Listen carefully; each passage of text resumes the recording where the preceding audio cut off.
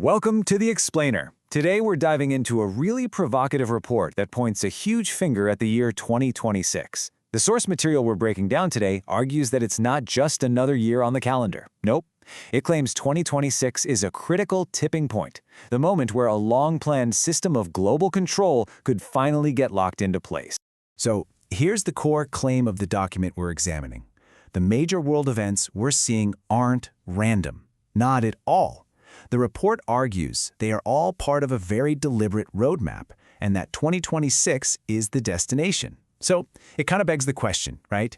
Is our future already written? Let's unpack the argument. At the very heart of this report is an idea it calls the Great Convergence. So what is that exactly? Well, it's the term for that specific point in 2026 where all these different agendas, things happening in global health, in finance, with technology, are supposedly designed to all merge into one single interconnected system. Okay, so you might be wondering, how on earth could a shift that massive actually happen? The report says it all unfolds with a specific playbook, a three-part strategy that you may have heard of before: problem, reaction, solution.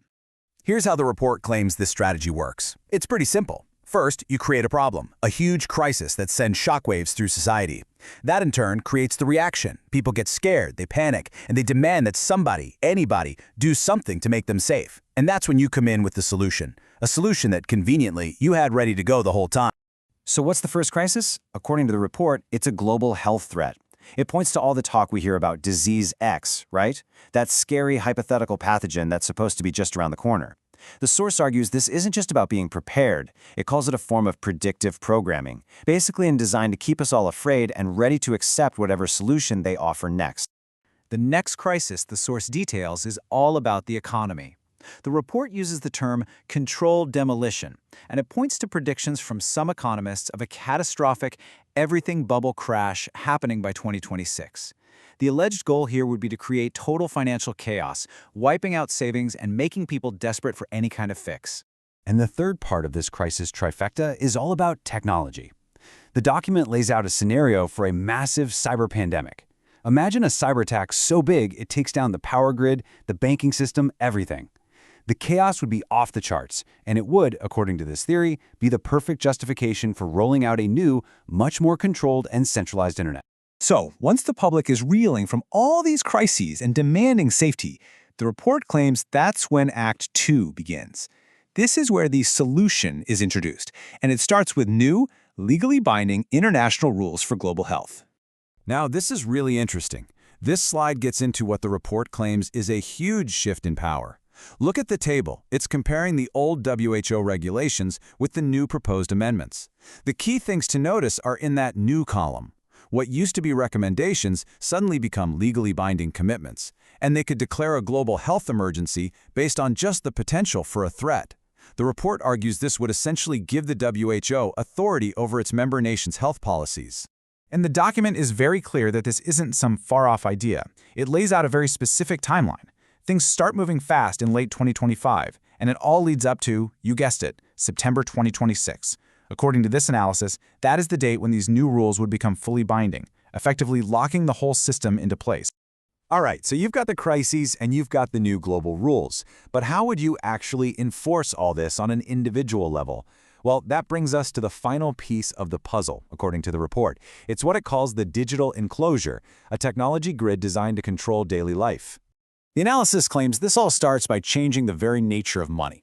Think about cash. It's private, it's anonymous. Now look at the other side, central bank digital currencies, or CBDCs. The report argues these are not just digital dollars, they're programmable. That means every single transaction could be tracked. Your money could be given an expiration date, or you could be restricted from buying certain things. It would completely change our relationship with money, turning it from a tool of freedom into a tool for control. And here is where that convergence idea really snaps into focus.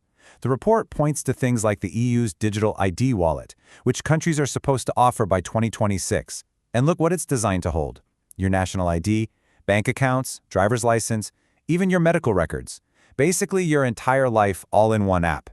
The report argues this is the key piece of tech that connects your programmable money to your identity, your health status, and your rights. So, what could be done with a system like this? Well, the document suggests it could be used to directly manage what we all consume. It points to the ambitious targets published by the C40 Cities Climate Group as a possible blueprint. I mean, look at these goals. 0 kilograms of meat, 0 dairy, 0 personal vehicles. The report poses the question, how could you possibly enforce targets like that? Well, maybe with a digital ID that tracks and limits what you're allowed to buy. This analysis goes so far as to suggest that even popular city planning ideas are part of this grid. You know the 15-minute city concept, where everything you need is within a short walk or bike ride? Sounds convenient, right? But the report asks, is it just about convenience? Or could it also serve as the physical framework for future climate lockdowns, making it easy to monitor and restrict people's movement?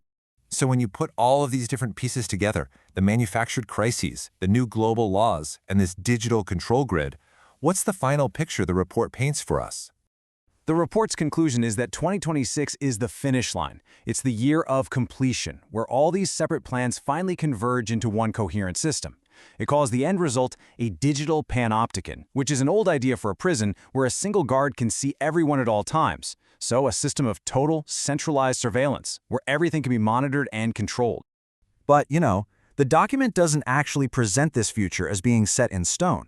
Instead, it frames 2026 as a massive fork in the road. It argues there are two paths forward from here. One leads to the quiet completion of this whole control system, while the other involves enough people becoming aware of what's happening and choosing to push back. So, we've just walked through the detailed roadmap laid out in this one particular analysis. It presents a very coherent and, let's be honest, pretty alarming theory that all points to 2026. So is it a credible warning about a future that's actively being built right now, or is it just a very compelling and well-crafted piece of speculative fiction? As always, we'll leave that final question with you.